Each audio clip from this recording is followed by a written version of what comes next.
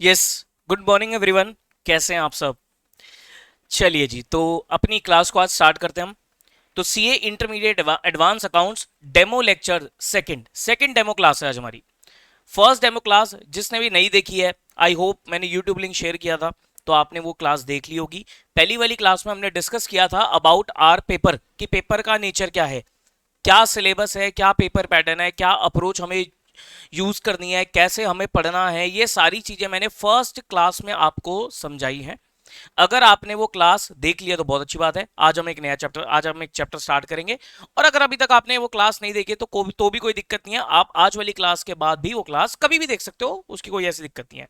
But आज हम अपना एक चैप्टर स्टार्ट करने जा रहे हैं, that is your internal reconstruction.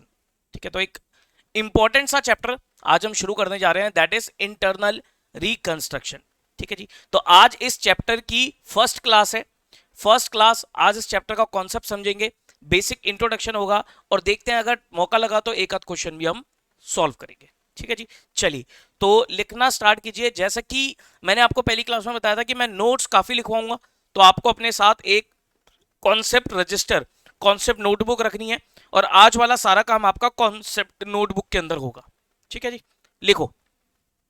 Chapter का नाम डालिए इंटरनल रिकंस्ट्रक्शन।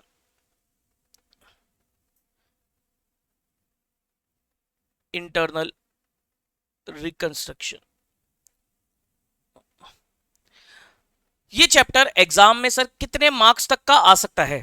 देखो, इसकी एक रेंज बनाई है, 4 मार्क्स से लेकर 14 मार्क्स तक का इसमें से एग्जाम में पूछा जाता है। मतलब 4 नंबर का भी क्वेश्चन पूछा गया है, 5 नंबर का भी क्वेश्चन पूछा गया है, 7 मार्क्स का भी क्वेश्चन पूछा गया है और एक फुल फ्लैच 14 मार्क्स का भी क्वेश्चन पूछा गया है। ठीक है, तो यानी कि एग्जाम में ये हमेशा चैप्टर आपको पूछा जाएगा। अच्छा, एमसीक्यू केस स्टडी भी पूछी जाती है। जैसे मैंने आपको बताया था कि 8 मार्क्स के हमारे पास केस सिनेरियो बेस्ड एमसीक्यूज आते हैं, तो उसमें केस स्टडी फॉर्म में भी इस चैप्टर में से क्वेश्चन बन सकता है। ठीक है, sir chapter is very very easy, बहुत आसान है। अभी आप पढ़ोगे तो आपको लगेगा वाक्य में बहुत आसान है, एंड इंपॉर्टेंट भी काफी है। इजी के साथ साथ दिस इज इंपॉर्टेंट ऑल्सो। ठीक है, तो हर बच्चे को ये चैप्टर ऑलमोस्ट अच्छा ही लगता है क्योंकि ये चैप्टर आसान है और एग्जाम में इंपॉर्टेंट भी है, तो इसको सबसे पहले कवर अप कर लेना चाहिए। ठीक है, ओके। इंटरनल रिकंस्ट्रक्शन, सर ये जो टॉपिक है इंटरनल रिकंस्ट्रक्शन, ये हमारे कंपनी अकाउंट्स के पोर्शन का है। जैसे मैंने आपको बताया था कि हमारा जो सिलेबस है उसको हमने कुछ पार्ट्स में डिवाइड किया था। अकाउंटिंग स्टैंडर्ड्स एक ब्लॉक बनाया था, अकाउंटिंग स्टैंडर्ड जिसमें सारे अकाउंटिंग स्टैंडर्ड्स है। एक ब्लॉक बनाया था हमने कंपनी अकाउंट्स का, जिसमें सारे कंपनी अकाउंट्स वाले टॉपिक है, जिसमें शेड्यूल 3 आ गया, अमेलगमेशन आ गया, आपका इंटरनल रिकंस्ट्रक्शन आ गया, बायबैक ऑफ सिक्योरिटीज आ गया। वो सब हमारे कंपनी अकाउंट्स के टॉपिक है। और एक टॉपिक आएगा आपका ब्रांच अकाउंट्स का और एक टॉपिक आएगा आपका फ्रेमवर्क का। तो ऐसे कर करके हमने अपने सिलेबस को बाइफरकेट किया था। ठीक है, तो ये जो टॉपिक है ये आपका कंपनी अकाउंट्स का है। ध्यान रहे, जो भी टॉपिक कंपनी अकाउंट से रिलेटेड होते हैं ना, तो उसमें कंपनीज एक्ट लगता है। आपको पता है कि कंपनी है, कोई भी कंपनी है तो कंपनी के ऊपर कौन सा कानून लगेगा? कंपनीज एक्ट 2013 लगेगा। तो जो भी टॉपिक आप अकाउंट्स में पढ़ते हो, कंपनी अकाउंट्स के टॉपिक पढ़ते हो, तो आप समझ के चलो आप कहीं ना कहीं कुछ कंपनीज एक्ट की बातें पढ़ रहे हो। ठीक है, जैसे इंटरनल रिकंस्ट्रक्शन की बात करूं तो सर इंटरनल रिकंस्ट्रक्शन में कंपनी से क्या कहता है वो हमें ज्यादा डीप में नहीं जाना, लेकिन मैं आपको कुछ सेक्शंस बता देता हूं जो हमारे इससे रिलेटेड है। उसमें खाली इंटरनल रिकंस्ट्रक्शन नहीं है, उसमें अमेलगमेशन वगैरह भी है, इंटरनल रिकंस्ट्रक्शन भी है। सेक्शन, कभी मौका लगे तो आप पढ़ के देखना। सेक्शन 230 से लेकर 240 of companies act 13।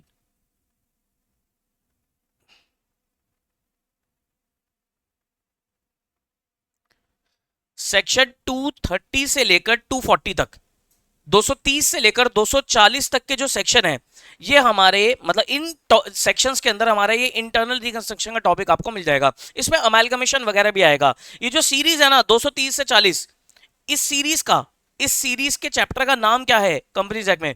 Compromise, arrangement and amalgamation. क्या नाम है? कॉम्प्रोमाइज,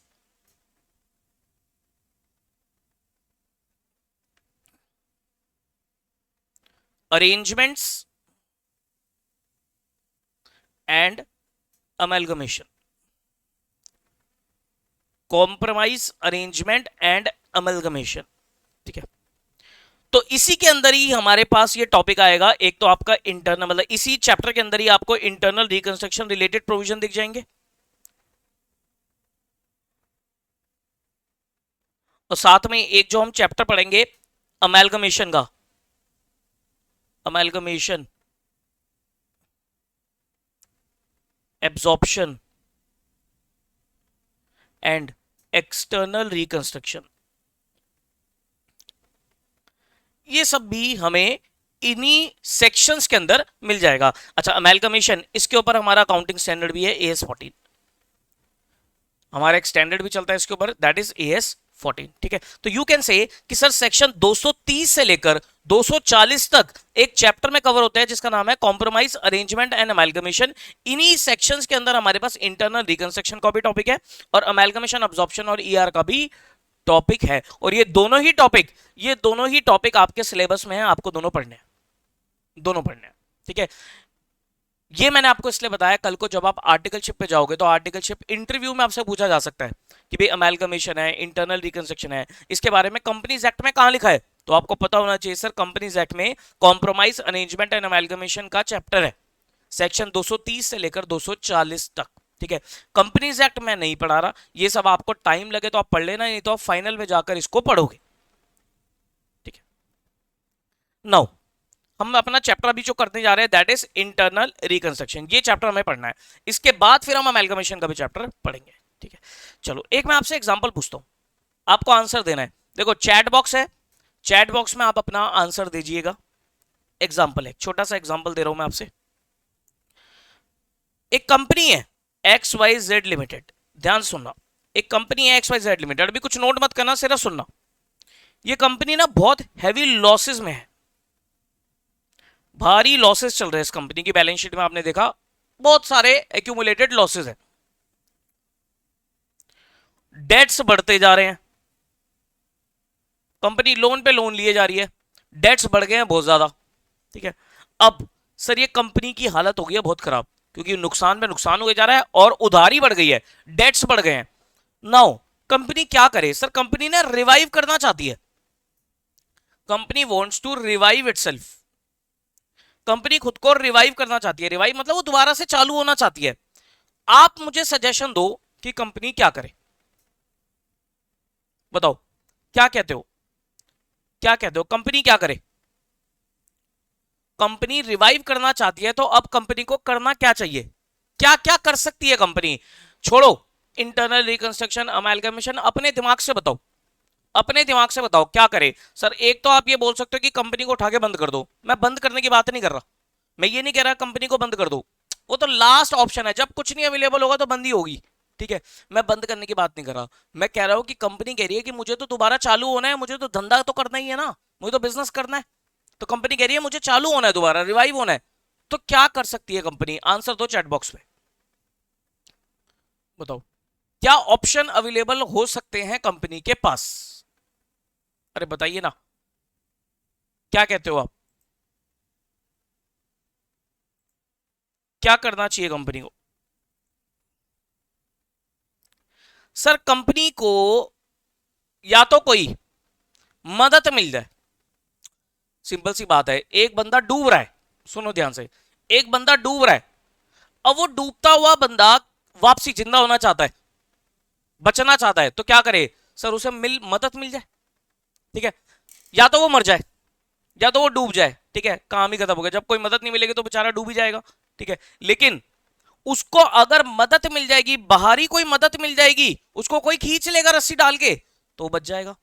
या फिर ऐसा भी हो सकता है कि वो अपना दिमाग चलाकर, अपनी कोई टेक्निक चलाकर बचने की कोशिश करे। तो यानी कि सर मदद है, या तो खुद से ही कुछ मदद मिल जाए, दिमाग चल जाए, या फिर बाहरी मदद मिल जाए, समझ रहे हो? या तो खुद से ही दिमाग चल जाए, मदद मिल जाए इंटरनली, या फिर बाहरी मदद मिल जाए, बाहर से मदद मिल जाए, तो दोनों केस में वो बंदा डूबता हुआ बच जाएगा। सेम कंपनी के लिए, सेम कंपनी के लिए कि कंपनी लगभग डूब रही है, कंपनी लगभग डूब रही है, तो कंपनी बचना चाहती है, दोबारा रिवाइव होना चाहती है, तो या तो सर इंटरनली उसे कुछ हेल्प मिल जाए, या फिर बाहर से कोई हेल्प मिल जाए, ये दो ही तरीके। अगर हेल्प नहीं मिलेगी तो कंपनी तो वैसे ही खत्म हो जानी है, लिक्विडेट हो जानी है, वो बाद में आएंगे बात। तो सर मैंने दो चीजें बोली कि या तो कंपनी को इंटरनली मदद मिल जाए या बाहर से मदद मिल जाए। जो इंटरनली मदद मिलती है उसे नाम दिया जाता है कॉम्प्रोमाइज एंड अरेंजमेंट। क्या नाम दिया जाता है? Compromise and arrangement. Sir compromise and arrangement नाम से ही पता लग रहा है कुछ समझौते वाली बात है। समझौता इंटरनल लोगों के साथ होता है, कॉम्प्रोमाइज एंड अरेंजमेंट। या बाहर से जब मदद मिलती है, बाहर से जब मदद मिलती है तो उसे हम बोलते हैं अमलगमेशन।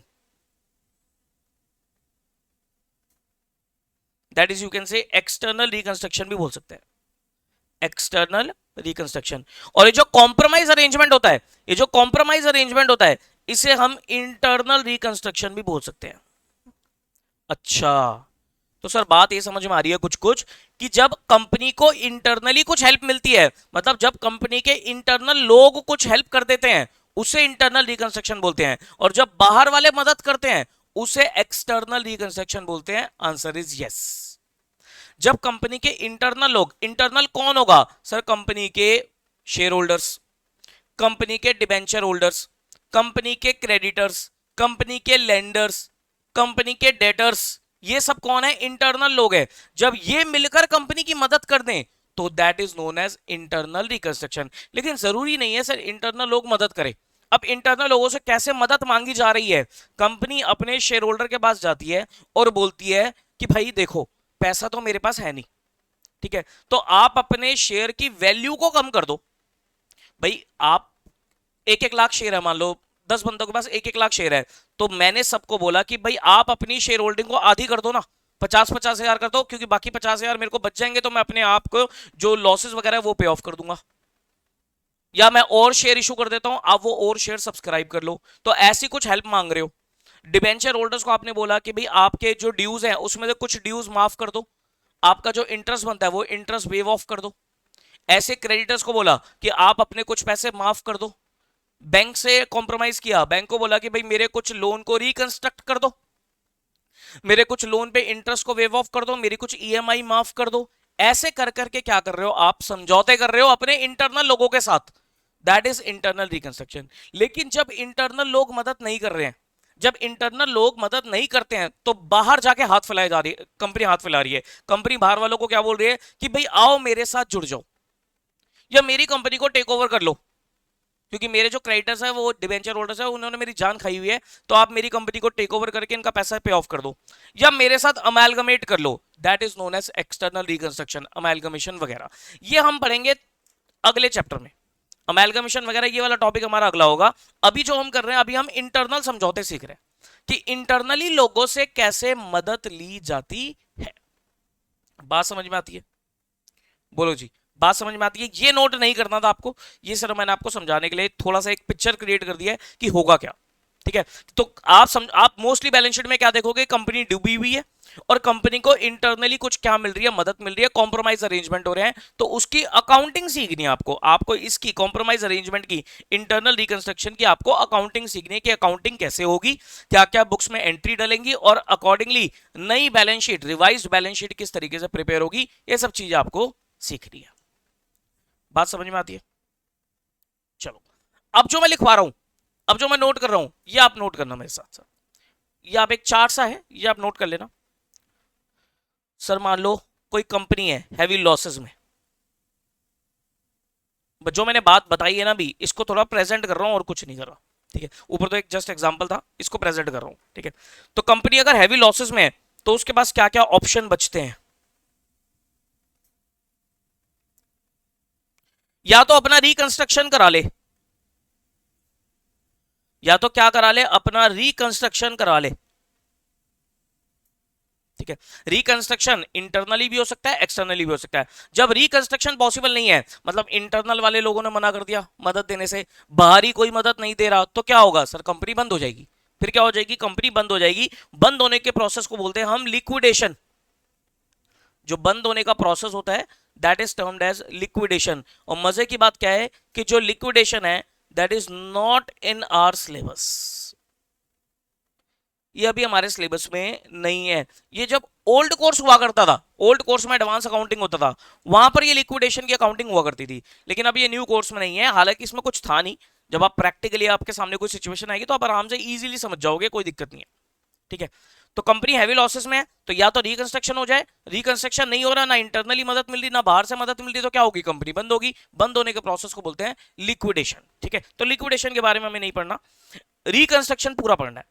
रिकंस्ट्रक्शन इंटरनल भी हो सकता है और एक्सटर्नल भी हो सकता है। तो रिकंस्ट्रक्शन को फर्दर दो पार्ट्स में हम डिवाइड कर सकते हैं, that is internal reconstruction,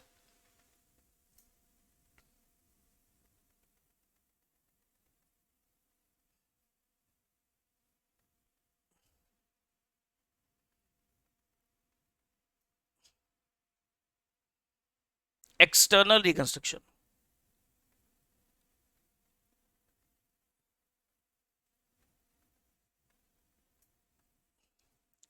sir internal reconstruction को कंपनीज एक्ट क्या बोलता है? इंटरनल रिकंस्ट्रक्शन को कंपनीज एक्ट बोलता है कॉम्प्रोमाइज एंड अरेंजमेंट। क्या बोलता है? Compromise and arrangement. Compromise and arrangement. Sir ये जो कॉम्प्रोमाइज अरेंजमेंट होता है, ये होता किसके साथ है? ये समझौते जो करती है कंपनी, ये किसके साथ करती है? सर समझौते होते हैं शेयर होल्डर्स के साथ, share holders, debenture holders. Obviously समझौते किसके साथ होंगे? जिसे पैसा कंपनी को देना है, कंपनी की जो लाइबिलिटी है उसी के साथ ही तो समझौते होंगे। जिससे पैसा लेना उससे थोड़ी ना समझौते कर लूंगा मैं, उससे तो मैं बोलूंगा कि भैया पैसे जल्दी दो। लेकिन जिसे पैसा चुकाना है, जो कंपनी की लाइबिलिटीज हैं, उनके साथ ही समझौते होंगे। Share holder is also a liability company के लिए। डिबेंचर होल्डर्स और क्रेडिटर्स और जिन्होंने लोन दिया, मनी लेंडर्स लिख देते हैं इसे, इसमें सब आ जाएगा, बैंक एनबीएफसी वगैरह सब आ जाएगा, मनी लेंडर्स, मनी लेंडर्स। ठीक है, जो एक्सटर्नल रिकंस्ट्रक्शन होता है वो, इसके क्या तरीके हैं सर? इसके हैं अमेलगमेशन, मर्जर, अमेलगमेशन मर्जर लगभग बात सेम ही है। इसमें एक डिफरेंस रहता है AS14 वाला, वो हम इस चैप्टर में ही पढ़ेंगे। लेकिन फिलहाल के अमेलगमेशन मर्जर मतलब जो जब दो कंपनी मिलकर एक नई एंटिटी फॉर्म होती है, एक डूबी हुई कंपनी है, एक दूसरी कंपनी आती है, इन दोनों, ये दोनों आपस में जुड़ गई, एक नई एंटिटी फॉर्म हुई, दैट इज अमेलगमेशन, और यू कैन से मर्जर। और एक होता है एब्जॉर्प्शन। एब्जॉर्प्शन में क्या होता है सर? एक कंपनी आई और उसने इस डूबी हुई कंपनी को टेक ओवर कर लिया, दैट इज एब्जॉर्प्शन। ठीक है, तो ये तीन तरीके हैं हमारे किसके? एक्सटर्नल रिकंस्ट्रक्शन की। ठीक है, दोनों ही हमारे सिलेबस में है, इंटरनल भी सिलेबस में, एक्सटर्नल भी सिलेबस में। फिलहाल के लिए हम पढ़ रहे हैं इंटरनल रिकंस्ट्रक्शन। ठीक है, ये जो डायग्राम है इसको आप नोट करो, मैं फुल स्क्रीन कर रहा हूं, आप इसे एक बार जरूर नोट कीजिए, लीजिए इसे नोट कीजिए प्रॉपर।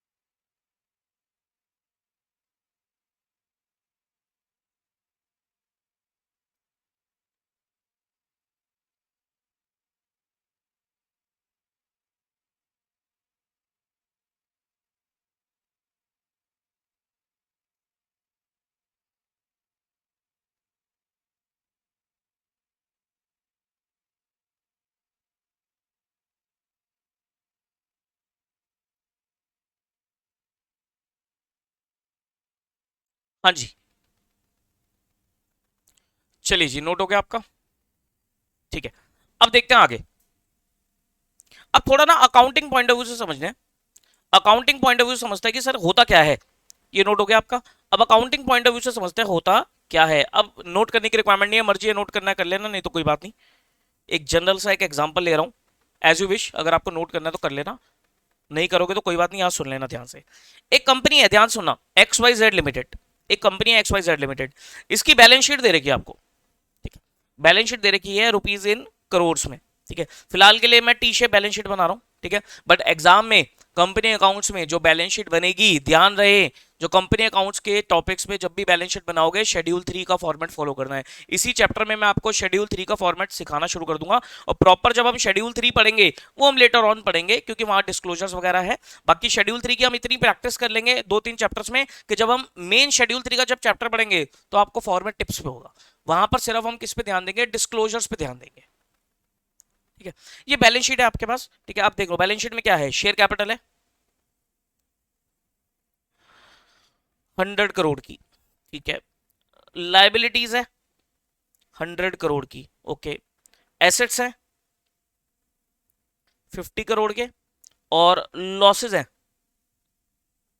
150 करोड़ के, 150 करोड़ के लॉसेज हैं। ये बैलेंस शीट है। देखो सर गड़बड़ क्या है, सर गड़बड़ है ये चीज, 150 करोड़ के लॉस है, 150 करोड़ का लॉस एक्यूमुलेट हो गया है। मतलब अगर कंपनी अपने एसेट बेच भी देती है, मैं कहता हूं पूरे 50 करोड़ के एसेट 50 करोड़ में ही बिक गए, तब भी कंपनी अपनी कोई भी लाइबिलिटी शेयर कैपिटल कुछ भी पूरा नहीं पे कर पाएगी, तो यानी कि कंपनी के पास बड़ी गड़बड़ है, दिक्कत है। अब यहां पर ये जो कंपनी है ये डूबी हुई कंपनी है लगभग, ये मदद के लिए घूम रही है इधर उधर कि मेरी मदद कर दो। तो पहले सबसे पहले कंपनी ने बोला कि एक काम करते हैं, बैंक से जाते हैं और लोन लेके आते हैं 100 करोड़ का, लोन लेके आते हैं कितने का, 100 करोड़ का, ठीक है। क्या बैंक लोन देगा, आप खुद समझो।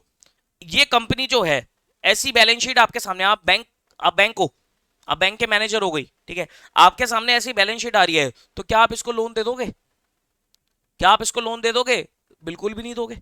क्यों नहीं दोगे, सर आपको पता है कि पहले ही पैसे कंपनी पे नहीं कर पा रही है, पहले ही कंपनी की हालत इतनी खराब है, और लोन दे दिया तो और पैसे फंसाने वाली बात हो जाएगी, तो कंपनी को, ऐसी कंपनी को लोन नहीं मिलेगा, ठीक है। चलो लोन नहीं मिल रहा, कोई बात नहीं, शेयर इशू कर देते हैं, शेयर इशू कर देते हैं 100 करोड़ रुपए के। अब एक चीज बताओ, कोई शेयर लेगा, ऐसी कंपनी में कोई पैसा लगाएगा, नहीं लगाएगा।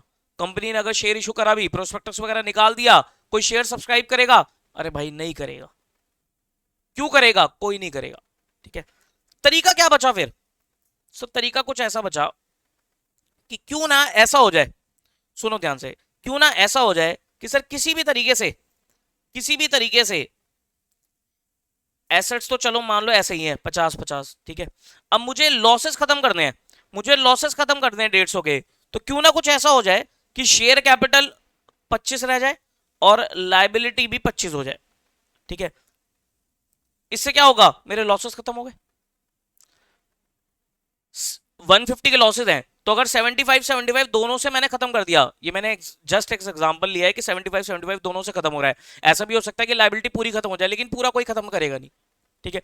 75 दोनों से खत्म हो गया तो मेरे लॉसेस खत्म हो जाएंगे, ठीक है। ये जो हुआ तरीका, बताओ ये जो तरीका हुआ, इसमें मैंने क्या करा, इस पे कंपनी ने क्या करा, इस पे कंपनी ने अपने शेयर होल्डर से बात करी और उनके सामने रिक्वेस्ट कर दी कि भाई मेरे पैसे को, अपनी कैपिटल को रिड्यूस कर दो। लाइबिलिटीज के पास गए, debenture holder, money lender, creditors, इनके पास गए, और कंपनी ने बोला क्या आप अपने पैसे वेव ऑफ करते हो, ठीक है। ये जो तरीका कंपनी ने अपनाया है, दिस तरीका is known as internal reconstruction.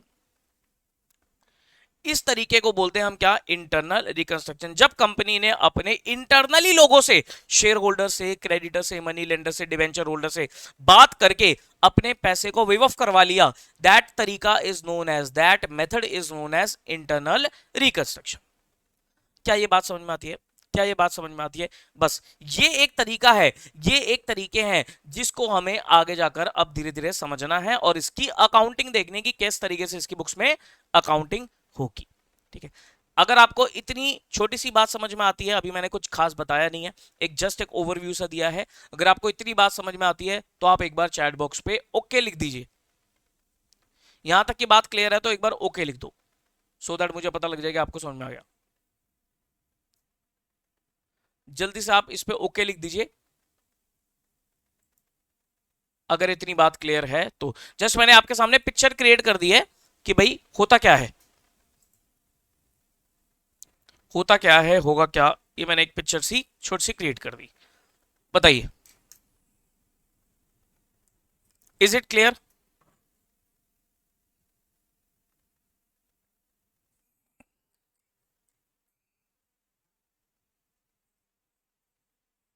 बोलो तो सही, हाँ या ना तो कर दो। चलो अब लिखना शुरू कीजिए, अब मैं आपको कुछ कॉन्सेप्ट्स वगैरह लिखवाता हूं। सबसे पहले रिकंस्ट्रक्शन की डेफिनेशन लिख लीजिए। अब पॉइंट 1 2 3 4 करके ना लिखेंगे 1 2 3 4 करके मैं आपको कुछ पॉइंट्स लिखवा देता हूं, तो आपके कॉन्सेप्ट्स बनते चले जाएंगे। पहला पॉइंट, रिकंस्ट्रक्शन क्या है, लिखो, reconstruction is a process by which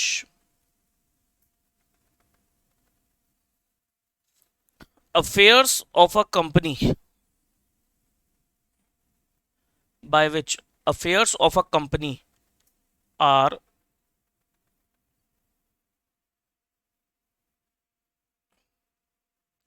reorganized by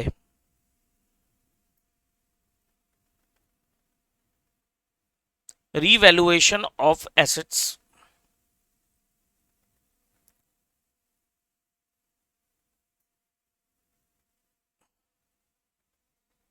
reassessment of liabilities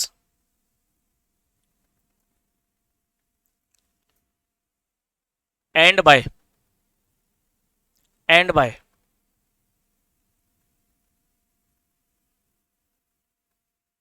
writing of losses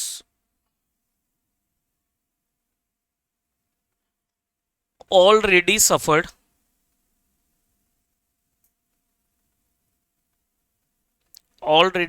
by reducing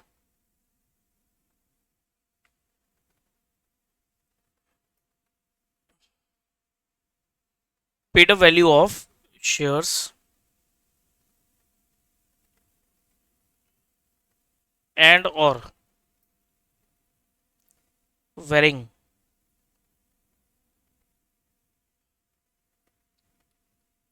rights to different class of share holders.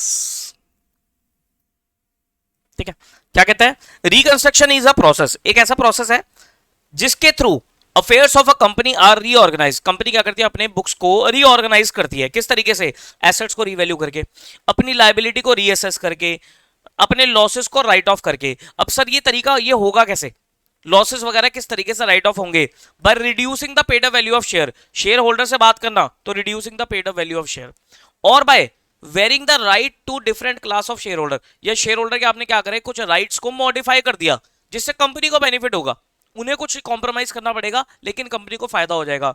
तो जो भी राइट्स वगैरह वेरी होते हैं, जैसे डिविडेंड रिड्यूस कर दिया, पेड अप वैल्यू को रिड्यूस कर दिया, फेस वैल्यू को रिड्यूस कर दिया, तो ये सब क्या होता है सर, इनको बोलते हैं varying the rights of the share holders. ठीक है, तो इससे इससे जो कंपनी को बेनिफिट होगा, वो बेनिफिट से कंपनी क्या करेगी, अपने लॉसेस को राइट ऑफ करेगी और अपनी बुक्स को क्लीन करेगी, अपनी बुक्स को क्लीन करेगी। ठीक है, अब इसका एक प्रोसेस होता है, इंटरनल रिकंस्ट्रक्शन का एक प्रोसेस होता है, वो प्रोसेस लिखो, इंटरनल रिकंस्ट्रक्शन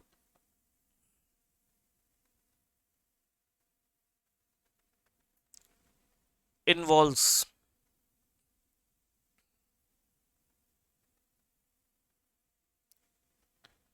फॉलोइंग प्रोसेस। क्या प्रोसेस होगा, फर्स्ट,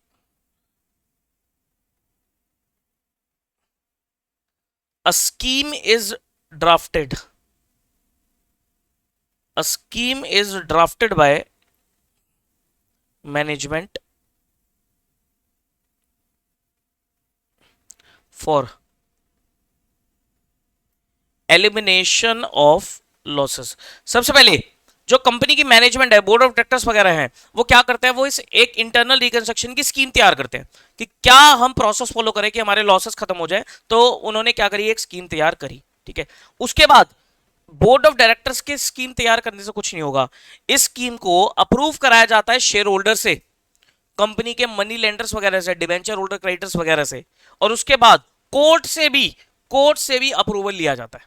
ठीक है, इस स्कीम को share holder, money lender, debenture holder, creditors वगैरह ये सब अप्रूवल देंगे, और उसके बाद कोर्ट से भी अप्रूवल इसका लिया जाएगा। लिखो, such scheme is approved bye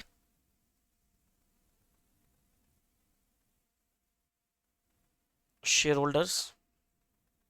क्या ये सब बातें एग्जाम में आएंगी? नहीं सर, एग्जाम में ये बातें नहीं आएंगी, लेकिन बिना कॉन्सेप्ट के, बिना बेसिक अंडरस्टैंडिंग के आगे नहीं बढ़ना चाहिए। ध्यान रखें, कहीं से भी पढ़ो, ये मत समझना कि सर खाली मेन मेन बातें बता दी, अकाउंटिंग बता दी, हो जाएगा काम। नहीं, basic understanding is very important. नहीं तो क्या होगा कि आप क्वेश्चन वोश्चन तो करने लग जाओगे, लेकिन आपका उसको बेसिक कंसेप्ट ही नहीं पता कि ये हो रहा है तो क्यों हो रहा है, क्या तरीका फॉलो होता होगा। अगर आपको बेसिक कॉन्सेप्ट क्लियर है तो आप आगे जाके कुछ भी कर जाओगे। समझना ध्यान से। और कल को आर्टिकलशिप में जाकर, एक ना आर्टिकलशिप में एक डिवीजन होती है, बिग फोर्स वगैरह में या टॉप 10 टू 20 में मिल जाएगी आपको, मर्जर्स एंड एक्विजिशंस। अगर आपकी वहां पर आर्टिकलशिप लग जाए, उस डोमेन में अगर आपकी आर्टिकलशिप लग जाए, तो समझ लेना सर उससे बेस्ट डोमेन कोई नहीं है, मर्जर्स एंड एक्विजिशंस। ठीक है, वो one of the best domain है, लेकिन उसमें लगना इतना आसान प्रोसेस नहीं है। उसमें अगर आपकी लग गई, थोड़ा जान पहचान भी उसमें चाहिए होती है, बाकी उनके तरीके होते हैं। अगर उसमें लग गई आपकी, तो ये सारी चीजें आप प्रैक्टिकली देखोगे, इंटरनल रिकंस्ट्रक्शन, अमेलगमेशन, मर्जर वगैरह सब प्रैक्टिकल देखने वाले हो आप। ठीक है, तो such scheme is approve by shareholders and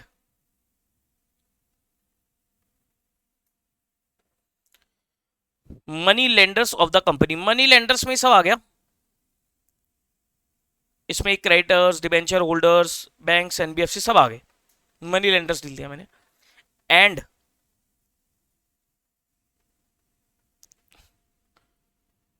further approval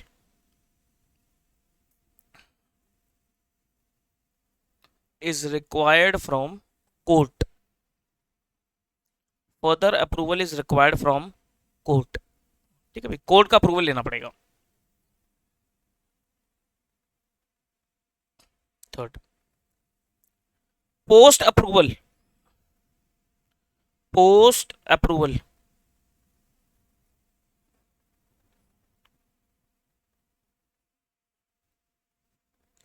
necessary journal entries are passed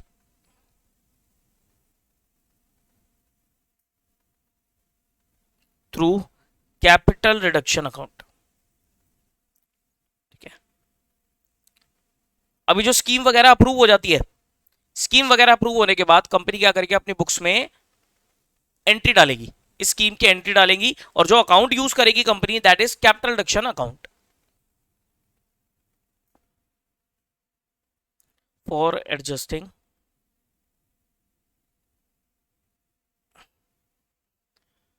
agreed transactions।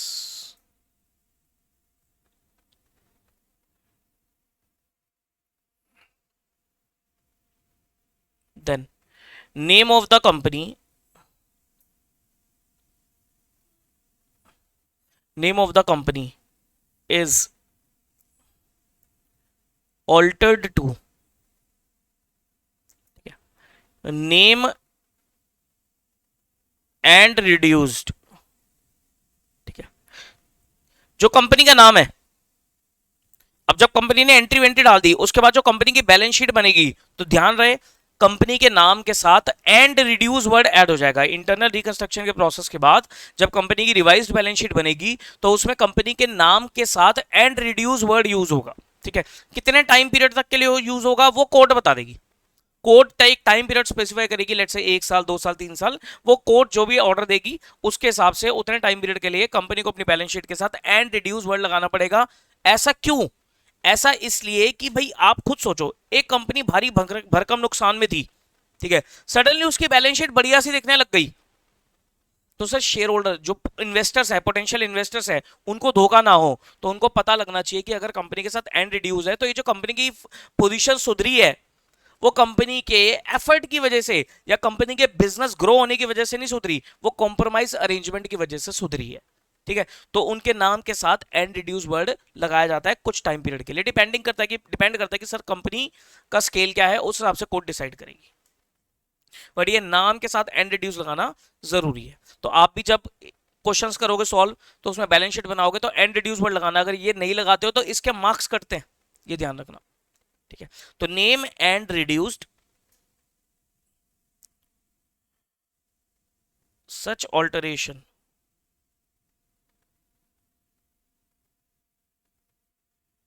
is for the period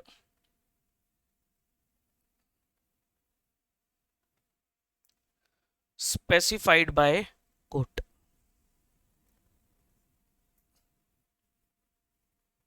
ठीक है, थर्ड, फॉलोइंग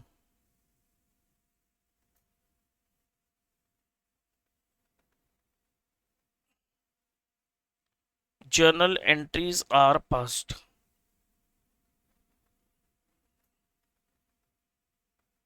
क्या क्या एंट्रियां डलेंगी, अब एंट्री सुनना ध्यान से, बहुत ही बेसिक अकाउंटिंग है।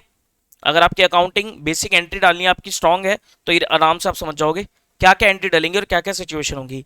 जैसे कि पहली एंट्री आती है for decreasing value of liabilities.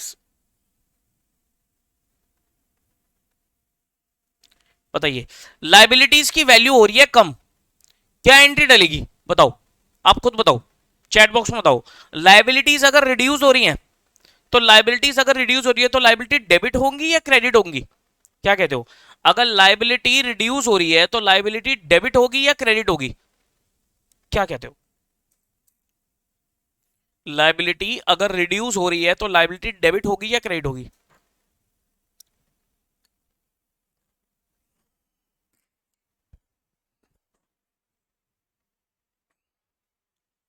हाँ जी बताइए, लाइबिलिटी अगर रिड्यूस हो रही है तो लाइबिलिटी डेबिट होगी या क्रेडिट होगी, क्या कहते हो? सर बचपन से पढ़ते आ रहे हैं, अकाउंटिंग में बचपन से पढ़ते आ रहे हैं कि लाइबिलिटी अगर रिड्यूस होगी तो लाइबिलिटी होती है हमारी डेबिट। लाइबिलिटी अगर रिड्यूस होगी तो लाइबिलिटी क्या होंगी, हमारी डेबिट होंगी। ठीक है, तो लाइबिलिटी को आप डेबिट कर दीजिए।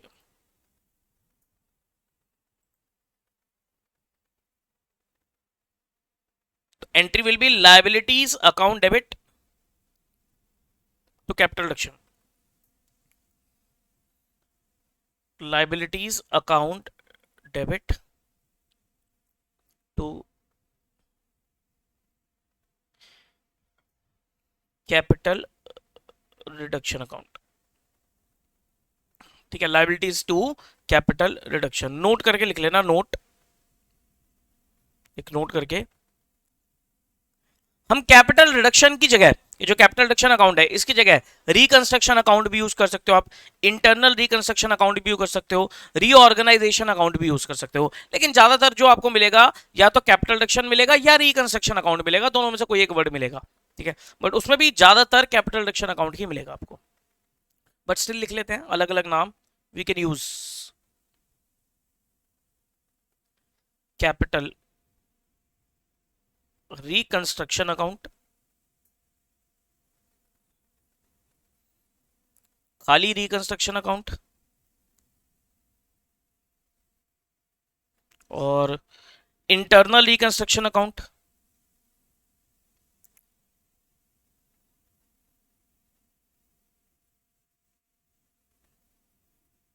और आपका रीऑर्गेनाइजेशन अकाउंट।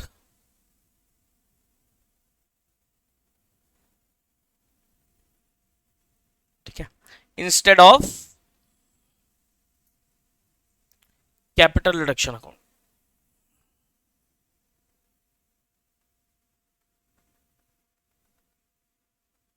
ठीक है, तो आप ये सब अकाउंट यूज कर सकते हो। ठीक है, अगली एंट्री बताओ, अगली एंट्री आती है आपके सामने for increase in value of assets, value of liabilities, ठीक है। अगर लाइबिलिटी की वैल्यू बढ़ गई, सब बढ़ भी सकती है, यस। वो रिकंस्ट्रक्शन के प्रोसेस के दौरान क्या हुआ, कोई पुरानी लाइबिलिटी सामने आ गई, कोई पुराना इंटरेस्ट वगैरह था वो सामने आ गया, कोई पुरानी लाइबिलिटी थी वो सामने आ गई, क्या होगा, लाइबिलिटी की वैल्यू बढ़ गई, होगा क्या, बताओ होगा क्या। सर होगा कुछ ऐसा, लाइबिलिटी अगर बढ़ रही है तो लाइबिलिटी क्या होंगी, क्रेडिट होंगी, तो entry will be capital reduction account debit to liabilities, capital reduction debit to liabilities.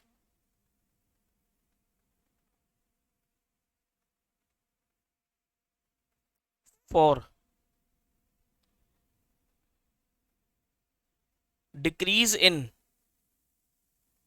value of asset, बताइए एसेट की वैल्यू हो गई है कम, एसेट की वैल्यू कम हो रही है तो क्या होगा, एसेट्स अगर कम होंगे तो एसेट्स क्रेडिट होंगे, तो entry will be capital reduction to asset,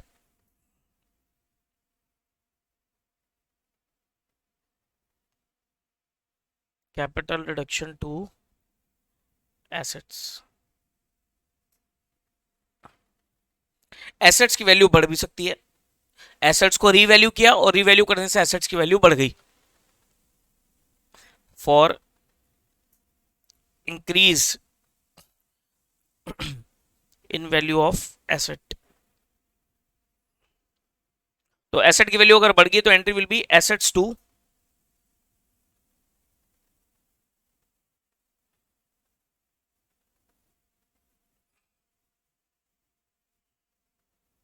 capital reduction account, ठीक है। रिकंस्ट्रक्शन के एक्सपेंस हुए,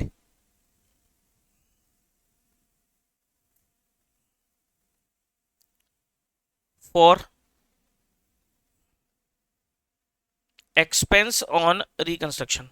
अच्छा ये जो रिकंस्ट्रक्शन का प्रोसेस चल रहा है, सर इस प्रोसेस के दौरान कोई खर्चे भी तो हो सकते हैं, जैसे कोर्ट की फीस चली जा सकती है, ठीक है, कुछ भी खर्चे हो सकते हैं, कोर्ट की फीस जा रही है या XYZ कोई भी खर्चे हैं, ठीक है। तो अगर रिकंस्ट्रक्शन के प्रोसेस के दौरान अगर कुछ एक्सपेंसेस हो रहे हैं तो उसकी एंट्री क्या होगी, एक्सपेंसेस को रिकॉर्ड करने की एंट्री क्या होगी, सर रिकंस्ट्रक्शन अकाउंट डेबिट होगा टू एक्सपेंस की पेमेंट करोगे तो टू बैंक, टू बैंक, तो entry will be capital reduction to bank, capital reduction to bank.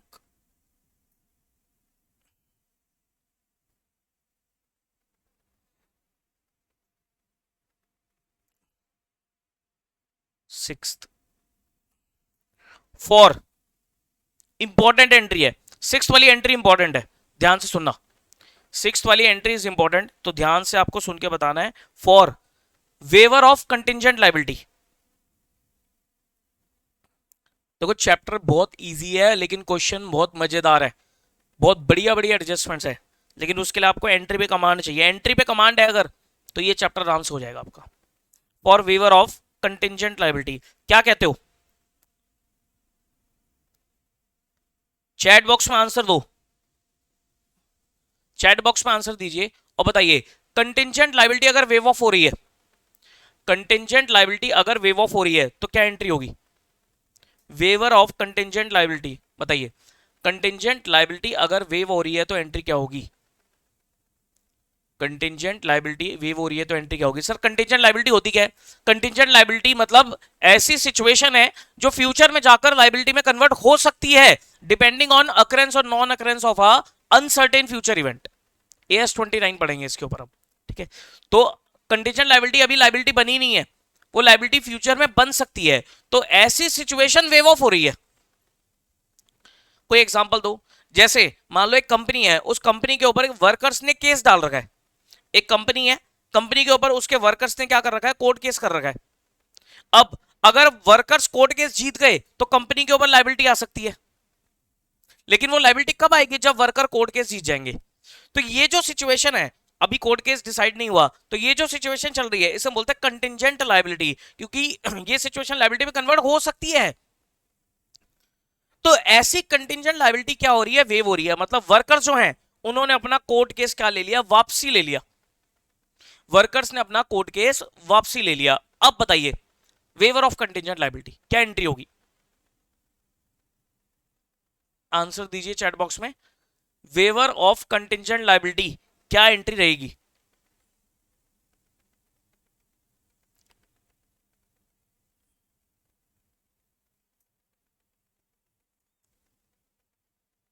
Sir waiver of contingent liability की नो एंट्री, नो एंट्री, कोई entry नहीं होती है वेवर ऑफ कंटिजेंट लायबिलिटी की। क्यों नहीं होती है?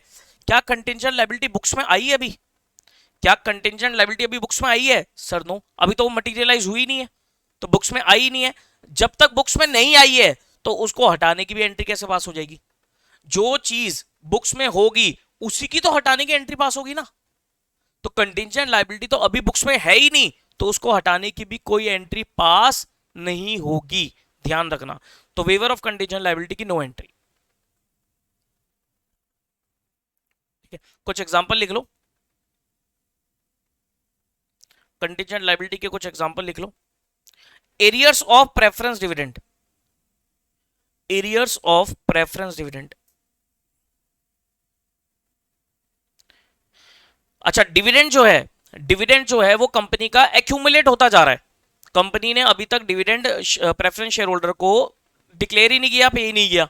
तो कंपनी का वो जो डिविडेंड था वो क्या हो रहा है, एक्यूमुलेट हो रहा है। ठीक है, तो वो जो डिविडेंड है वो कंटिजेंट लायबिलिटी कहलाता है। क्यों? क्योंकि जैसे ही कंपनी डिविडेंड डिक्लेयर करेगी तो पुराना सारा पे ऑफ करना पड़ेगा। जिस भी दिन कंपनी ने डिविडेंड डिक्लेयर किया तो पुराना, एक्यूमुलेटेड के केस में पुराना सारा पे ऑफ करना पड़ेगा। लेकिन वो तभी पे ऑफ करना पड़ेगा जब कंपनी डिविडेंड डिक्लेयर करेगी, क्योंकि डिविडेंड कंपनी के डिक्लेरेशन पे डिपेंड करता है। ठीक है, इंटरेस्ट ऑन डिबेंचर वो डिक्लेरेशन पे डिपेंड नहीं करता, तो वो तो हमेशा कंपनी की लायबिलिटी है, वो तो पे ऑफ करना ही करना है। लेकिन प्रेफरेंस डिविडेंड का एरियर जो है वो लायबिलिटी नहीं है, वो डिपेंड करेगा जब कंपनी डिक्लेयर करेगी तब वो लायबिलिटी बनेगा। ठीक है, तो जो डिक्लेयर नहीं हुआ अभी तक वो अगर इकट्ठा हो गया तो उस एरियर्स ऑफ प्रेफरेंस डिविडेंड को हम कंटिजेंट लायबिलिटी बोलते हैं। एक होता है कैपिटल कमिटमेंट, कैपिटल कमिटमेंट। जैसे कंपनी ने किसी को लेट से किसी को वो दिया, प्रॉमिस दिया, कमिटमेंट दिया कि मैं तुम्हारा कोई कैपिटल एसेट कंस्ट्रक्ट कर दूंगी, बना दूंगी। ठीक है, तो वो क्या कहलाएगा, वो कैपिटल कमिटमेंट कहलाता है। तो वो भी क्या नहीं बनता, लायबिलिटी नहीं बनता। ठीक है, liability for court case, court case वाला एग्जांपल मैंने अभी आपको दिया। तो कोर्ट केस अगर अभी चल रहा है तो वो कंटीजेंट लायबिलिटी है। ऐसे bills discounted not yet matured. अच्छा, ध्यान से सुनो, bill discounted not yet matured, बैंकों के केस में लगेगा ये। ठीक है, मान लो, चलो दूसरे, अब बैंकों का छोड़ो, मान लो मेरे पास एक बिल है, मैंने आपके ऊपर बिल ड्रॉ किया था, आपने उसे एक्सेप्ट किया, तो मेरे पास एक बीआर आ गया। आपके ऊपर एक लायबिलिटी है बीपी, मेरे पास एक एसेट है बीआर। मैंने वो बीआर क्या करा, बैंक से डिस्काउंट करा लिया। बीआर मैंने बैंक से क्या करा लिया, डिस्काउंट करा लिया। अब मेरे पास तो पैसे आ गए, लेकिन जैसे मेरे पास पैसा है ना, मेरे ऊपर एक कंटिजेंट लायबिलिटी खड़ी होगी, तलवार लटक गई मेरे ऊपर। क्या तलवार लटक गई सर? तलवार ये लटक गई कि अगर ड्यू डेट पे आपने पेमेंट नहीं करी है तो बैंक तो मुझसे मांगेगा। बताओ ना, ड्यू डेट पर अगर आपने पेमेंट नहीं करी है, डिसऑनर हो गया वो बिल, तो बैंक तो मेरे ही पैसे काट लेगा ना, और पूरे पैसे काट लेगा। अभी मैंने बैंक को डिस्काउंट भी भरा है और बैंक पूरे मेरे पैसे काट भी लेगा। तो जो तलवार लटक गई है मेरे सर के ऊपर वो क्या है, कंटिजेंट लायबिलिटी।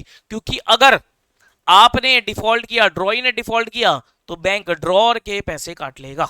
तो ड्रॉर के लिए जब तक वो बिल पे ऑफ नहीं हो जाता, तो ड्रॉर के लिए वो क्या है, कंटिजेंट लायबिलिटी है। इसे बोलते हैं बिल्स डिस्काउंटेड, डिस्काउंट करा लिया, नॉट येट मैच्योर्ड, अभी तक मैच्योर नहीं हुआ, bill discounted not yet matured.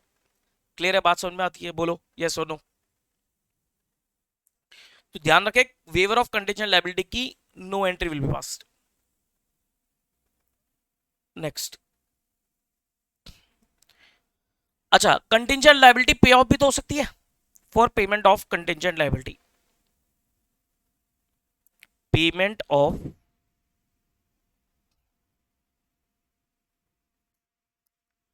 Contingent liability.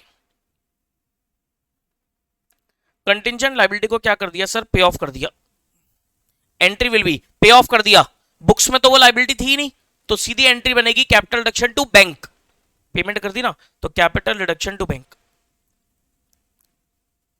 कई बार ऐसा भी होता है कि कंटिंजेंट लाइबिलिटी वेव ऑफ हो रही है, लेकिन उसके केस में कंपनी को चार्जेस पे करने पड़ रहे हैं, तो उसकी भी एंट्री यही होगी, कैपिटल रिडक्शन टू बैंक।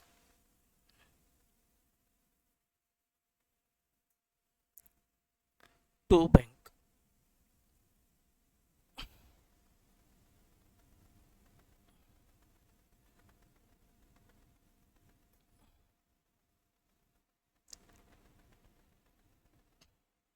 ठीक है, next entry number 8th। 8th लिखो आप, alteration of capital. Alteration of share capital.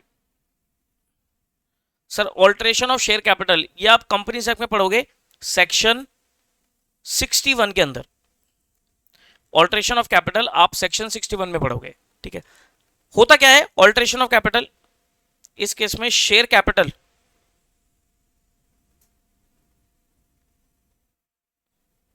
Of the company is altered, reduce नहीं हो रही है, ऑल्टर हो रही है in following ways. Sir alter होने का मतलब क्या हुआ, ऑल्टर होने का मतलब ये हुआ कि जैसे कंपनी ने क्या करा, अपने शेयर्स को सब डिवाइड कर दिया। जैसे एक 100 रुपए का शेयर था, उसको 10 शेयर्स में तोड़ दिया 10-10 रुपए के, या 10 शेयर 100 वाले के थे, उनको सबको एक शेयर बना दिया, 10 शेयर थे 10 वाले, उन सबको एक शेयर बना दिया 100 रुपए का, कंसोलिडेशन ऑफ शेयर। तो सब डिवीजन हो गया, कंसोलिडेशन हो गया। शेयर्स को स्टॉक में कन्वर्ट कर देना, एक शेयर को कई सारे शेयर्स के ग्रुप को बनाया और एक स्टॉक में कन्वर्ट कर दिया, या एक स्टॉक को शेयर्स में तोड़ देना। ठीक है, ऑथराइज कैपिटल को बढ़ा देना, ये सब क्या है हमारा ऑल्टरेशन ऑफ कैपिटल। ये सब हमारे क्या है तरीके, alteration of capital. Reduction of capital नहीं है ये, कैपिटल रिड्यूस नहीं होती है यहां पर। यहां पर क्या हो रहा है सर, कैपिटल चेंज हो रही है, वैल्यू उतनी ही रहेगी लेकिन नंबर ऑफ शेयर्स में कुछ चेंजेस आ जाएंगे। ठीक है, तो लिखो, इसमें एक तरीका बनता है sub division of shares, sub division of shares. जैसे एक 10 रुपए का शेयर है, इसे दो 5-5 रुपए के शेयर में तोड़ दिया, एक 10 रुपए के शेयर को दो 5-5 वाले शेयर में ब्रेक कर दिया, क्या एंट्री होगी, शेयर कैपिटल डेबिट। कौन सी वाली सर, 10 रुपए वाली डेबिट हो गई, 10 रुपए वाले एक शेयर डेबिट हो गया। 2 शेयर कैपिटल, 5-5 रुपए वाले 2 शेयर आ गए, वैल्यू तो उतनी रहेगी ना यार, अरे बताओ ना, वैल्यू तो इतनी रहेगी। मान लो पहले 10,000 रुपए की कैपिटल थी, तो 10,000 के हिसाब से 1000 शेयर थे 10-10 वाले, अभी भी वैल्यू 10,000 ही है, लेकिन वो 1000 की जगह कितने हो गए, 2000 शेयर हो गए 5-5 वाले, तो नंबर ऑफ शेयर्स में चेंज आ गया। ठीक है, एक होता है आपका consolidation of shares, consolidation of shares. Consolidation का मतलब क्या हुआ, 10 रुपए वाले शेयर को, 10 रुपए वाले 10 शेयर्स को आपने क्या करा, एक शेयर बना दिया 100 रुपए वाला, 10 रुपए वाले 10 शेयर्स को मिलाकर एक शेयर बना दिया 100 रुपए वाला, तो यहां नंबर ऑफ शेयर्स कम हो जाएंगे, यहां नंबर ऑफ शेयर क्या हो जाएंगे सर, कम हो जाएंगे। एंट्री क्या होगी, एंट्री यहां पर भी ये होगी, शेयर कैपिटल डेबिट, कितने वाले, 10-10 वाले, 2 शेयर कैपिटल, एक 100 वाला। ठीक है, 10-10 वाले 10 डेबिट, एक 100 वाला। जैसे कि मान लो 10,000 ही अमाउंट है, ठीक है, तो पहले कितने थे सर, पहले थे हमारे पास 1000 शेयर्स थे 10-10 वाले। ठीक है, अभी भी अमाउंट 10,000 ही रहेगा, लेकिन नंबर ऑफ शेयर्स कितने हो जाएंगे, 100 शेयर हो जाएंगे, 100 वाले, 100 शेयर्स हो जाएंगे कितने वाले, 100 वाले। Is it clear. तो ये सब डिवीजन और कंसोलिडेशन, ध्यान रहे यहां पर number of shares he change हो रहे हैं, वैल्यू में चेंज नहीं आ रहा। एक पढ़ेंगे अभी अगली एंट्री में रिडक्शन ऑफ कैपिटल, वहां पर वैल्यू चेंज हो जाती है क्योंकि वहां पर तो कैपिटल रिड्यूस हो रही है, वहां पर कैपिटल क्या हो रही है, रिड्यूस हो रही है। एक होता है आपका कन्वर्जन ऑफ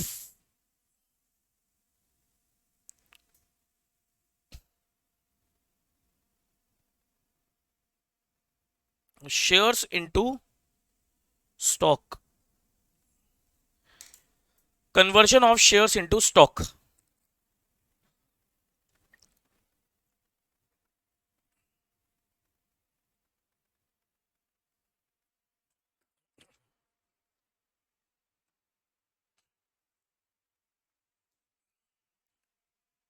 बताइए, conversion of shares into stock, entry will be equity share capital account debit to equity stock. ठीक है, वैल्यू सेम रहेगी, बस ग्रुप ऑफ शेयर्स को एक क्या बना दिया, इक्विटी स्टॉक बना दिया।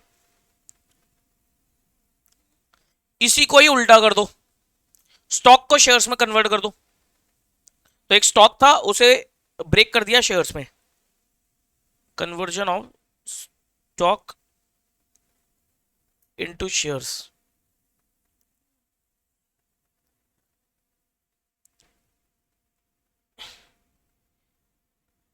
Equity stock account debit to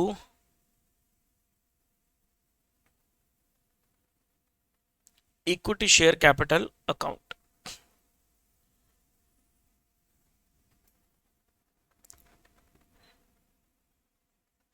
increase in authorise capital, sir authorise capital बढ़ा दी, कंपनी ने एक रेजोल्यूशन पास किया, आरओसी में एप्लीकेशन दी और अपनी ऑथराइज कैपिटल को बढ़ा लिया।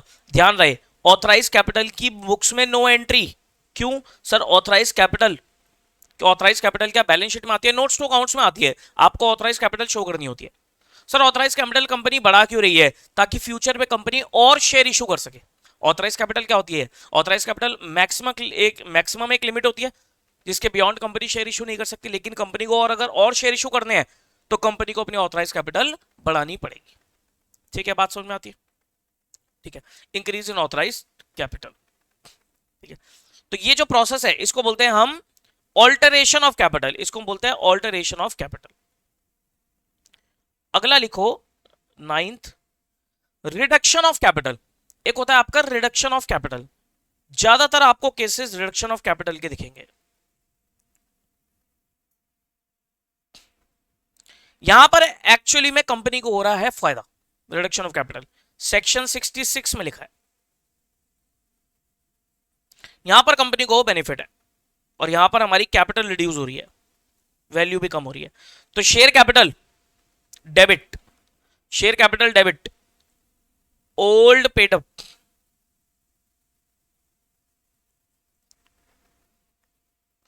टू शेयर कैपिटल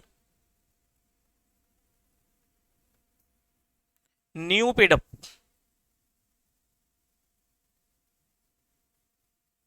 और जो बेनिफिट हुआ that will be transfer to capital reduction account. मान लो कैपिटल थी लेट से ओल्ड 1 लाख रुपए की, इसको कंपनी ने रिड्यूस कर दिया कितने में, 25,000 रुपए में लिया है कंपनी, तो जो 75,000 है ये किस में चला जाएगा, कैपिटल रिडक्शन। ये जो कैपिटल रिडक्शन आ रहे हैं ना हमारी एंट्री में, इसको यूज करेगी कंपनी अपने लॉसेस को राइट ऑफ करने के लिए। ठीक है, तो ये हमारी रिडक्शन ऑफ कैपिटल, एक नोट करके लिख लेना, जो भी ऊपर हमने एंट्री पास करी है ये सारी की सारी प्रेफरेंस की भी हो सकती हैं, सेम एंट्री डलेंगी, सिमिलर एंट्रीज, इसलिए मैंने हर जगह शेयर शेयर वर्ड यूज किया। तो similar entries can be generalised for preference share capital. क्या ये बात समझ में आती है? और अंत में जो भी आपका कैपिटल रिडक्शन अकाउंट आ रहा है उसको यूज करोगे to write off the losses अब देखो ये सारी एंट्री में, कई सारी एंट्री में आपका कैपिटल रिडक्शन अकाउंट आया, कैपिटल रिडक्शन अकाउंट आया, तो जो भी आपका कैपिटल रिडक्शन अकाउंट आ रहा है, जो नेट बेनिफिट आपने जनरेट किया है कंपनी ने, वो बेनिफिट को कंपनी यूटिलाइज करेगी to write off the losses, क्योंकि अल्टीमेटली ये स्कीम बनाई क्यों थी? अल्टीमेटली ये स्कीम बनाई थी to write off the losses of the company. लिखो for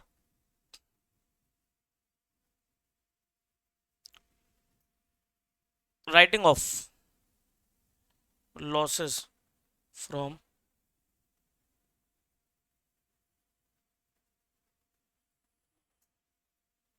capital reduction account.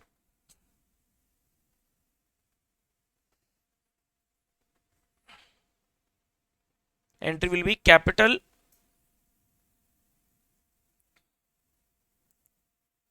Reduction account debit to PNL account.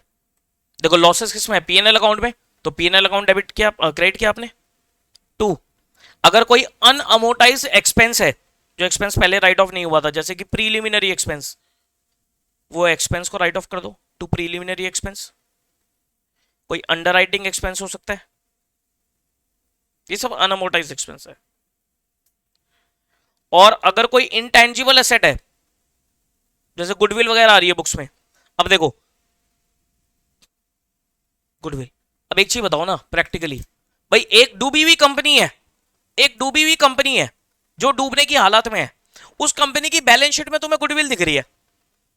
सोचो, प्रैक्टिकली सोचो, एक कंपनी है जो खत्म है, अभी दिखाई मैंने कंपनी आपको, खत्म है लगभग, उस कंपनी की बैलेंस शीट में तुम्हें गुडविल दिख रही है, क्या कोई एग्जिस्ट, क्या कोई गुडविल की रियल वैल्यू एग्जिस्ट करती होगी?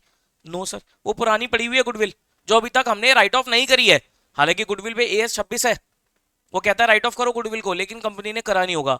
तो अगर करा नहीं होगा तो अब वो गुडविल की सर कोई एग्जिस्टेंस नहीं है, उस गुडविल को क्या करना पड़ेगा? हमें एज कैपिटल रिडक्शन अकाउंट के साथ राइट ऑफ करना पड़ेगा। सर गुडविल अगर क्वेश्चन में मेंशन नहीं है तब भी राइट ऑफ कर दो? यस, गुडविल तब भी राइट ऑफ आपको करनी है, क्वेश्चन में मेंशन नहीं है तब भी राइट ऑफ कर देना। वैसे 99% क्वेश्चन में मेंशन होगा, बट ध्यान रखना कैपिटल रिडक्शन अकाउंट का बैलेंस होना चाहिए। अगर कैपिटल रिडक्शन अकाउंट में बैलेंस ही नहीं है तब जबरदस्ती फिर राइट ऑफ मत करना,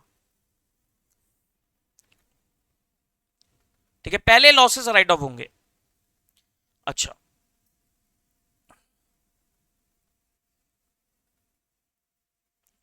capital reduction account will be closed.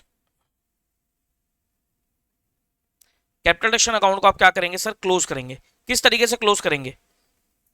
अगर आपका कैपिटल रिडक्शन अकाउंट का बैलेंस बचा है तो कैपिटल रिडक्शन अकाउंट को आप ट्रांसफर कर देंगे किसमें? To capital reserve, capital reserve, ठीक है? किसमें ट्रांसफर करेंगे? कैपिटल रिजर्व में ट्रांसफर करके इसे क्लोज कर देंगे, ठीक है? सर क्या ऐसा हो सकता है कि कंपनी डूबी हुई है लेकिन फिर भी उसके पास कुछ जनरल रिजर्व वगैरह बचे हुए हो? जनरल रिजर्व कैपिटल रिजर्व है, हाँ, अगर जनरल रिजर्व कैपिटल रिजर्व है तो उसको भी कैपिटल रिडक्शन अकाउंट में ट्रांसफर कर देना, फिर उसको एक्यूमुलेट करके यूज करना, ठीक है? ऐसा बहुत ही रेयर केस में होगा, बहुत कम चांस है, ठीक है? तो ये सब एंट्री है हमारी, मैंने आपको मेन एंट्री लिखवा दी है, जो एग्जाम में मेन एंट्री पूछी जाती है, तो मेन एंट्री लिखवा दी है। बाकी तो देखो सर, जो भी कॉन्सेप्ट्स होंगे, मतलब जो भी एडजस्टमेंट्स होंगी, तो उसके हिसाब से हमारी एंट्री बनेगी, तो वो फिर हमें क्वेश्चन के अकॉर्डिंगली देखना पड़ेगा। लेकिन हाँ, मेन जो भी बातें हैं वो सब मैंने लगभग आपके साथ यहाँ पर कवर कर लिया है। बाकी तो क्वेश्चन है, क्वेश्चन के हिसाब से हमें एंट्री मिलती चली जाएंगी, ठीक है? बताइए, क्वेश्चन सॉल्व करोगे तो प्रॉपर फॉर्मेट बनेगा, जर्नल का प्रॉपर फॉर्मेट बनेगा, डेट्स डलेंगी, अगर डेट्स हैं क्वेश्चन में तो नरेशन डलेगी, प्रॉपर सब कुछ प्रॉपर होगा, कोई भी रफ तरीके से हमें काम नहीं करना है, हमें प्रॉपर फॉर्मेट के साथ क्वेश्चंस को सॉल्व करने हैं। शेड्यूल 3 है तो शेड्यूल 3 का प्रॉपर फॉर्मेट बनेगा, सब कुछ प्रॉपर होगा। तो मैं आपको बीच बीच में कुछ क्वेश्चन जो कराऊंगा ना वो फॉर्मेट के साथ कराऊंगा, लेकिन सारे अगर मैं फॉर्मेट लेने लग जाऊंगा तो थोड़ा टाइम ज्यादा लगता है, तो मैं बीच बीच में एक आध क्वेश्चन बीच में फॉर्मेट के साथ कराऊंगा, बाकी फिर हम अपना नॉर्मल करते चले जाएंगे, ठीक है? तो अभी हमारे पास समय है और मैं एक क्वेश्चन आपको करवा सकता हूं जी, अभी तो है, लगभग आधा घंटा है हमारे पास, तो हम कर सकते हैं, एक दो क्वेश्चन सॉल्व कर सकते हैं। चलो, तो मैं आपको बुक भी दिखा देता हूं, जो बुक आपको मिलेगी। एक सेकंड रुको बस।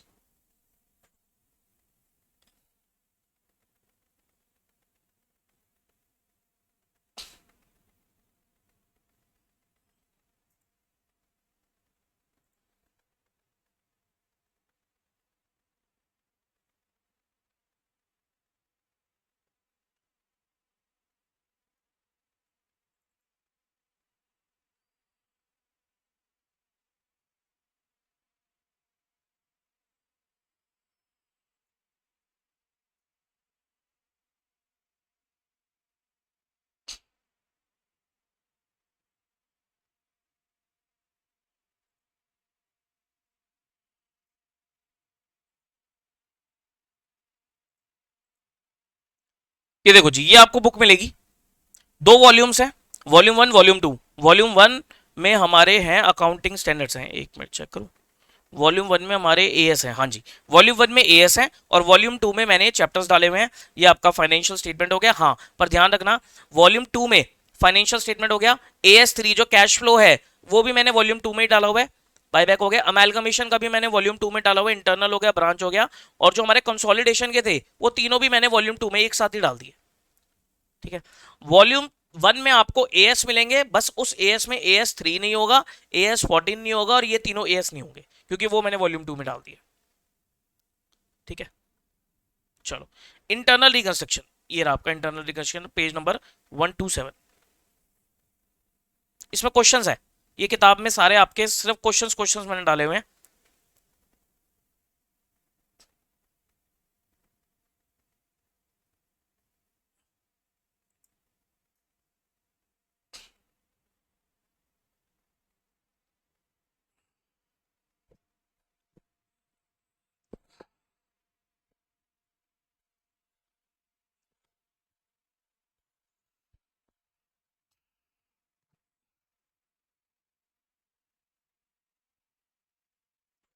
क्वेश्चन नंबर, आप आ जाइए सेवंथ पे, क्वेश्चन नंबर सेवंथ पे आते हैं।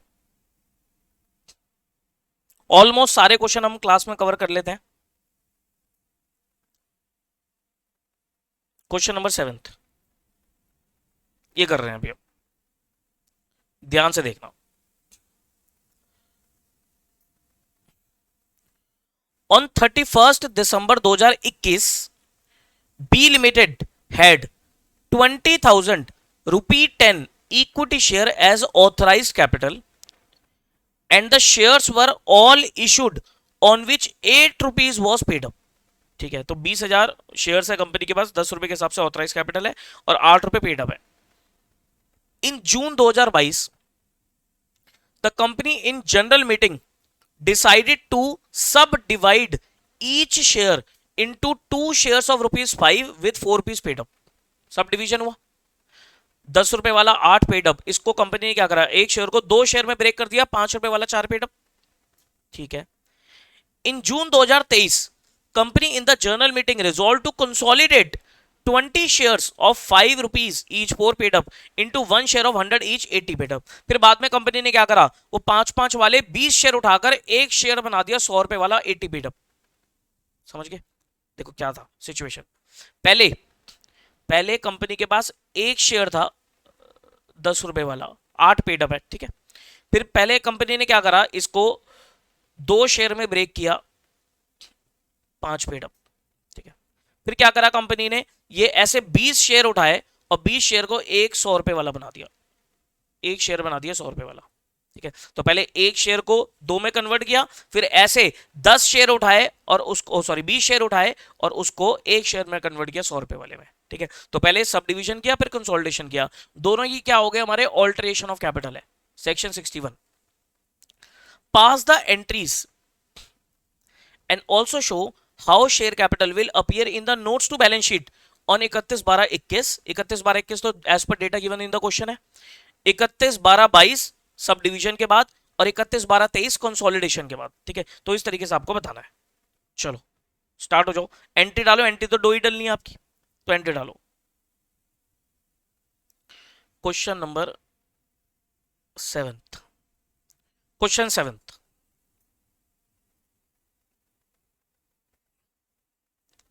Question seventh,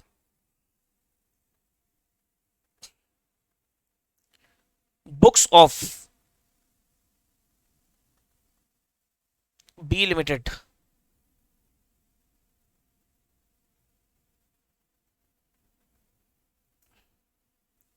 journal entries, books of B limited journal entries, June 2022, June 2022, 31/12/21 का तो डेटा क्वेश्चन में गिवन था। जून 2022 को क्या हुआ, सब डिवीजन हुआ। ठीक है, क्या हुआ देखो, ध्यान सुनना आप। 20,000 शेयर थे, 10 रुपए वाले 8 पेड अप। इसको जून 2022 में आपने क्या करा, एक शेयर को 2 शेयर में ब्रेक कर दिया, 5 वाले 4 पेड अप, तो 20,000 इंटू 2, 40,000 शेयर में ब्रेक कर दिया। तो entry will be equity share capital account debit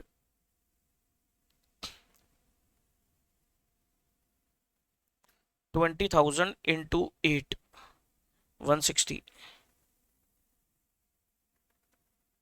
to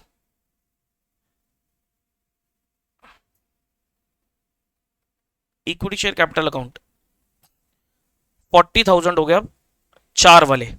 देखो एंट्री तो पेड अप वैल्यू से डलती है ना, फेस वैल्यू वो हमारी ऑथराइज में चली जाएगी। Narration will be being shares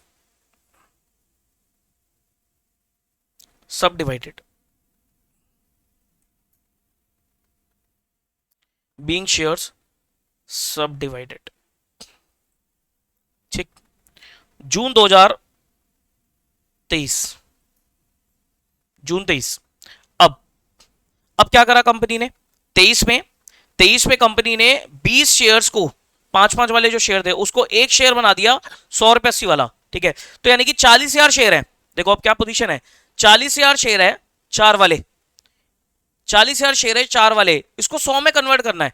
तो 40,000 डिवाइडेड बाय 20 करो, क्योंकि 20 शेयर्स को एक में कन्वर्ट कर दिया ना, तो 40,000 डिवाइडेड बाय 20 करो तो कितने हो जाएंगे, 2,000। तो 2,000 शेयर हो जाएंगे हमारे कितने वाले, 80 वाले।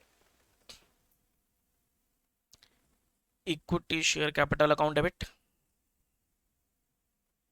भाई अभी क्या है, 40,000 शेयर हैं 4 वाले, 160, इसको 80 वाले में लेके जाना है।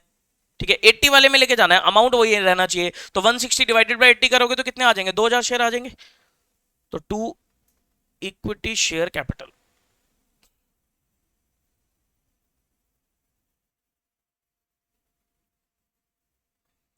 $2,000 इंटू 80, 160 बीइंग शेयर्स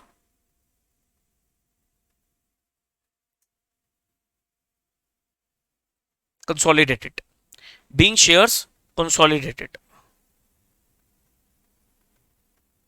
ठीक है, अब नोट्स भी मांगे थे, तो notes to accounts, notes to accounts तीनों साल के, 21 के भी, 22 के भी, 23 के भी। देखो 31/12/21 के तो as per the data given in the question, 31/12/22 के ये ऑल्टरेशन के बाद जो हमारा सब डिवीजन हुआ उसके बाद, और 31/12/23 के कंसोलिडेशन के बाद। एज ऑन 31/12/21 शेयर कैपिटल ही मांगे उसने, नोट्स में शो करो।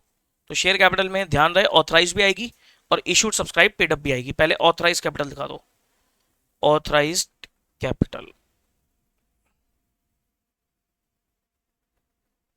ऑथराइज कैपिटल कितनी है, data given in the question 20,000 share है।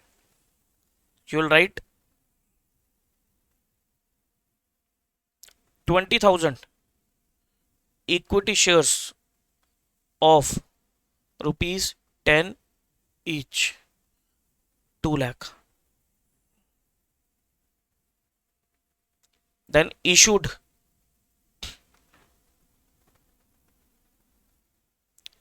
subscribed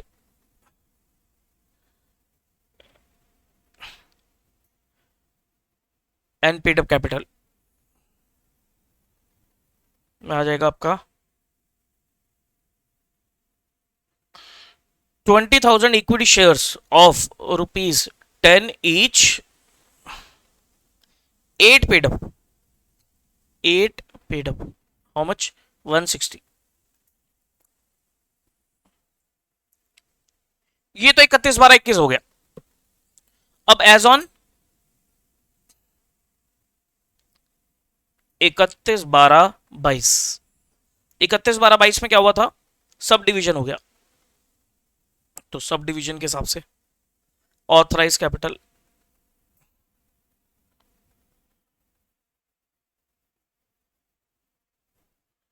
ऑथराइज कैपिटल देखो सब डिवीजन में क्या हुआ था? सब डिवीजन में हुआ था एक शेयर को हमने 5-5 वाला कर दिया था ना, तो ये 40,000 शेयर आ जाएंगे. 40,000 equity shares of ₹5 each, 2 lakh.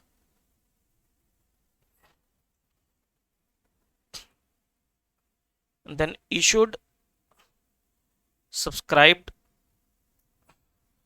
and paid up.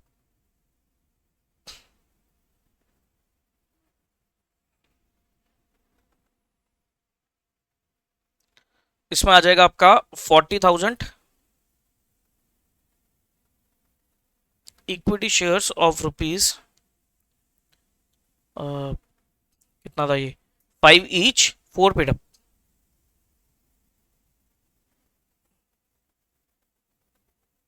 160.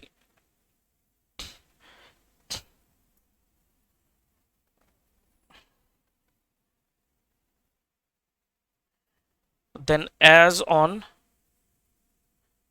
31/12/23,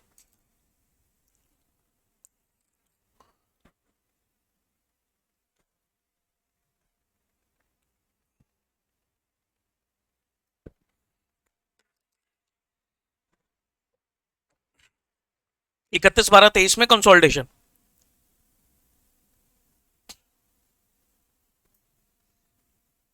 authorised,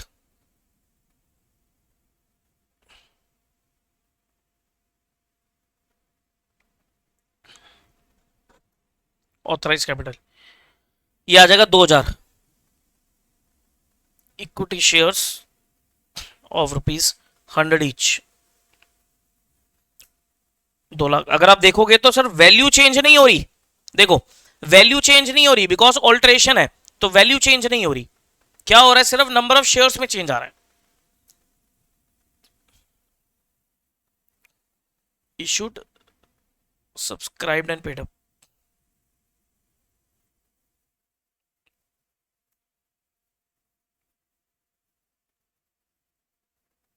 में आ जाएगा आपका 2,000 equity shares of ₹100 each, 80 paid up.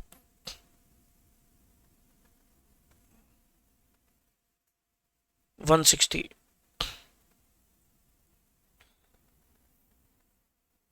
ठीक है, बोलो क्लियर है यहां तक? तो ये हमारी बैलेंस शीट बन गई.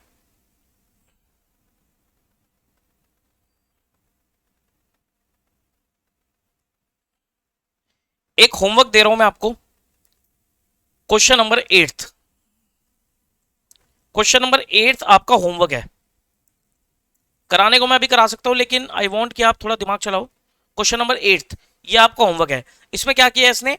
इसमें अगर पढ़े तो C limited had 5 lakh rupees की authorise capital on 31/12/21 divided into shares of 100 each, out of which 4,000 share were fully issued and paid up. ठीक है. In June 22 the company decide to convert equity share into stock, share को stock में convert कर दिया. ठीक है. और जून 23 में कंपनी ने रिकन्वर्ट किया stock into shares of ₹10 each. ध्यान रखना, पहले 100 रुपए का शेयर था, उसको पूरा एक स्टॉक बना दिया. फिर उस स्टॉक को सब डिवाइड कर दिया शेयर्स में 10-10 वाले में. ठीक है. तो पहले जो हमारे 4,000 शेयर थे 100 वाले, अब वो पहले स्टॉक में कन्वर्ट हो गए, फिर स्टॉक से जब शेयर में आएंगे तो वो 40,000 शेयर हो जाएंगे 10-10 वाले. Pass the entry and show how share capital would appear in the notes to balance sheet on 31/12/21, 22 and 23. ठीक है. तो ये क्वेश्चन मैं चाहूंगा आप एक बार घर पे ट्राई करना, आराम से हो जाएगा, इजीली हो जाएगा. ठीक है. तो ये वाला करना क्वेश्चन. फिर उसके बाद फिर हम एक बढ़िया बढ़िया से क्वेश्चन उठाएंगे जिसमें हमने जो भी एंट्रीज लिखी थी वो सारी एंट्री यूज होंगी. ये थोड़ा सा आपको शेयर कैपिटल के ऊपर मैंने क्वेश्चन करा दिया, तो ये वाला क्वेश्चन आपका होमवर्क है. ठीक है. तो बाकी हम फिर नेक्स्ट क्लास में कंटिन्यू करेंगे। नेक्स्ट क्लास हमारी होगी परसों वेडनेसडे को सेम टाइम पे 10 बजे, ठीक है। तो रेडी रहना वेडनेसडे को सेम टाइम पे 10 बजे, और आगे का काम कंटिन्यू करेंगे। टोटल आई प्रॉमिस कि 5 आपको डेमो लेक्चर्स मिलेंगे फ्री ऑफ कॉस्ट। पहला हो गया, अब दूसरा हो गया, 3 अभी और है। कोशिश रहेगी तीनों क्लासेस में ये चैप्टर आपका खत्म, ठीक है। चलो ओके, नेक्स्ट क्लास मिलेंगे परसों सुबह 10 बजे वेडनेसडे को, ठीक है। Okay, bye bye.